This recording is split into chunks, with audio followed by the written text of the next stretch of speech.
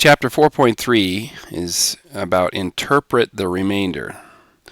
When we interpret the remainder, that means we have to understand what the remainder is and what it's used for, why it's there, and how we want to think about it. And so we got to do a couple of different things. There's two ways. I'm going to look at the first way. The problem is 73 divided by 8. And there's a story behind it. We're going to use 8 goes into 73. And you probably already know how to do this, but we need to understand what happens when we get to the remainder. Alright, so they're cutting wallpaper into 8 pieces to use around photos in a scrapbook. So there's 73 inches of wallpaper, and they're cutting it into 8 pieces. So that's why we have a division problem. And we don't really need to know too much about that, other than when we get a remainder, we need to be able to talk about it. So it's important that you understand that there's 73 inches of wallpaper, and they're cutting it into 8 pieces to use around a photo in a scrapbook. Okay, so does 8 go into 7?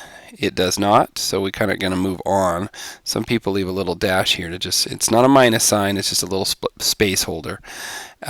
8 does not go into 7, but it does go into 73 9 times, in fact, because 9 times 7 is 9 times 8 is 72.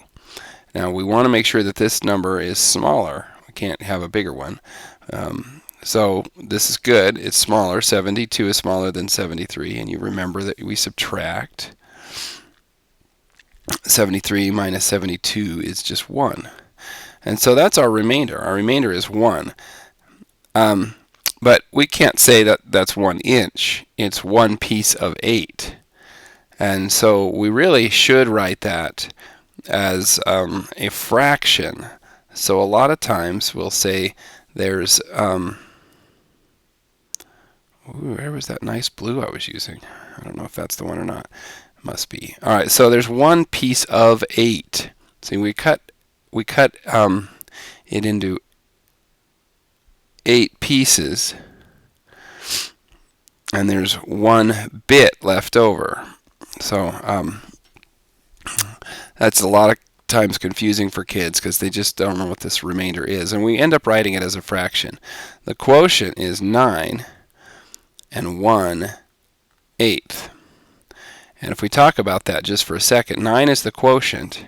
The remainder is 1, but it's really 1 piece of 8 because we're dividing it into 8 pieces. So it's 9 and 1/8. So if we have 73 inches of paper, the pieces are cut into 9 pieces with 1/8 of a piece left over. All right, it is 1 inch, but it is also 1 piece of the 8. Let me try to explain this in another way. We could cut our 73 inches into 9 8-inch pieces. We'll kind of visualize 3, 4, 5, 6, 7, 8, 9 with 1 little inch left over. That's 9 and 1/8. Or that's 9 remainder 1. This is 9 remainder 1. But if we make each one of these pieces just a tiny bit longer, this goes away.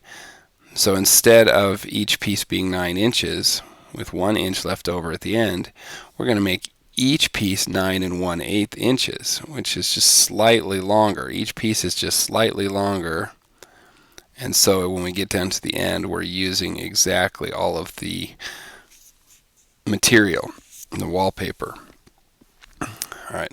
I really like to explain things, but I realize that sometimes it's hard to understand.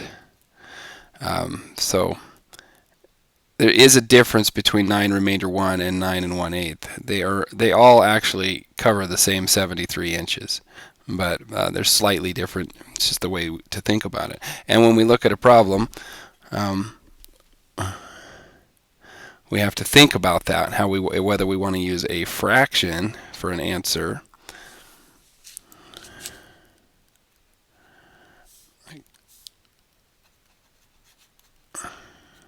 or whether we want to just use a straight remainder. Now, I usually like the fractions because they make more sense.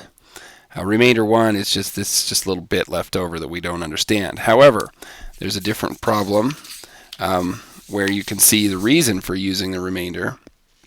It talks about Ben being a tour guide, and he can take only 7 people at a time on a tour, but he has 80 people that want to see whatever it is he's showing. So he's taking 80 people on a tour, 7 at a time. That's 80 people divided by 7. And what he does is he does 7 into 80. This time we're thinking about people. We're not cutting material, and so we can't just cut people. We're not going to do that. That would be terrible. So, but let's look at this. 7 goes into 8 one time. 1 times 7 is 7, and we subtract. We get 1, and we're going to bring down our 0. 7 goes into 10 one time. 1 times 7, I should have done that red probably. 1 times 7 is 7. Subtract, and we get a remainder of 10 take away 7 is 3. So there are 3 people left over. We're not going to cut them into pieces. So we can't take a tour. Let's just make sure we get this. This 7 is the divisor. The 80 is a dividend. I'm not sure I can spell that. I think so. And then this 11 is the quotient. The quotient is the answer. Q-U-O-T-I-E-N-T. I'm pretty sure. Quotient, dividend, divisor. Okay, so the 7 is the divisor. It's the one that we're dividing it into 7 groups, or 7 at a time. The dividend is the number that we started with, and the quotient is the answer to the division problem. But we have a remainder here, 3 people, and we're not cutting them up. So we could say that Ben can take 11 whole groups, because he can take 7 at a time. So how many tours is he going to have to get the 80 in? He can take 11 remainder 3,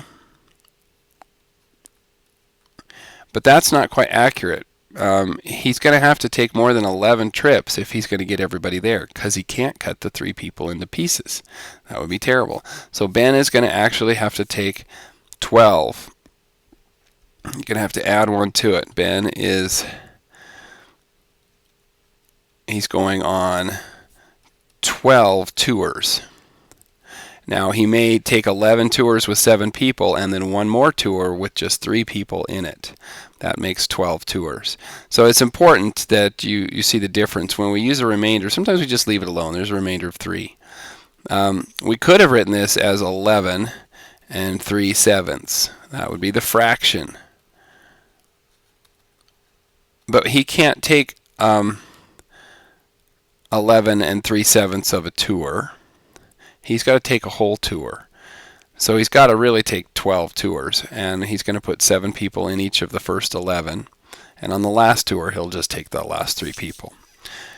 All right, and that's kind of how that works. You have to understand why we use the remainder as a fraction sometimes, and why we just leave it as a remainder 3 at other times. Okay, good luck with this one.